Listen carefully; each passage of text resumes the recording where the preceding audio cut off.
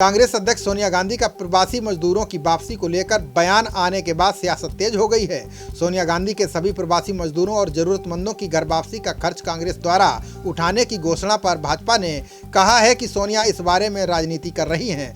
इसी बीच रेलवे ने कहा है कि 85% खर्च रेलवे दे रहा है, बाकी का पैसा राज्य सरकार दे रही है। इस पर राहुल गांधी ने रेलवे के दावे पर सवाल खड़ा कर दिया है। राजनीति गरमाने के बाद राज्य सरकारें मजदूरों का खर्च उठाने को तैयार हो गई हैं। नीतीश सरकार ने ऐलान किया है कि मजदूरों के ट्रेन के खर्च के साथ ही उन्हें 500 रुपये अतिरिक्त दिया जाएगा। वहीं मध्य प्रदेश और छत्तीसगढ़ सरकार ने मजदूरों का पूरा किराया देने के लिए रेलवे को पत्र लिखा है। सरकार पर निशाना साधते हुए सोनिया गांधी ने कहा कि दुख की बात यह है कि भारत सरकार और रेल मंत्रालय इन मेहनतकशों से मुश्किल की इस घड़ी में रेल यात्रा का किराया वसूल रहे हैं। सोनिया ने लॉकडाउन की तुलना 1947 में हुए देश के बंटवारे से की है। उन्होंने कहा कि 1947 के बाद देश ने पहली बार ये दिल दहलाने वाला मंजर देखा है, जिसमें हजारों श्रमिक और कामगार सैकड़ों किलोमीटर पैदल चलकर घर वापसी के लिए मजबूर हो गए हैं। उन्होंने कहा कि जब हम विदेशों में फंसे भारतीयों को अपना कर्तव्य समझकर हवाई जहाजों से निःशुल्क वापस लेकर आ सकते हैं, तो देश के विभिन्न राज्यों में फंसे मजदूरों को क्यों नहीं।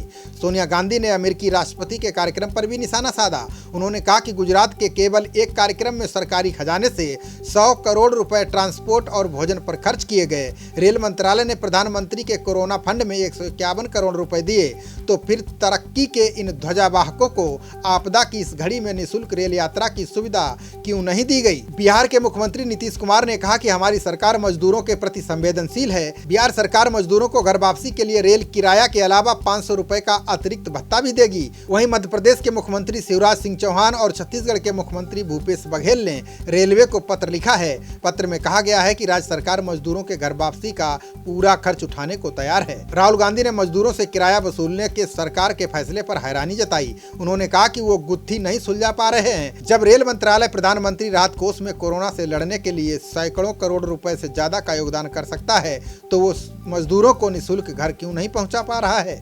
इस बीच कांग्रेस कोषाध्यक्ष अहमद पटेल ने कहा कि मुझे निर्देश मिला है, मैंने सभी प्रदेश अध्यक्षों से आग्रह किया है कि वे घर लौटने के इच्छुक हर श्रमिक की घर वापसी का रेल टिकट देने की व्यवस्था करें। हमें ये काम जन आंदोलन के रूप में करना है। यदि कोई दिक्कत आए तो कांग्रेस मुख्यालय से संपर्क कर सकते हैं। खबरों का सिलसिला जारी रहेगा। देखते रहिए जनप्रवाद। नमस्कार।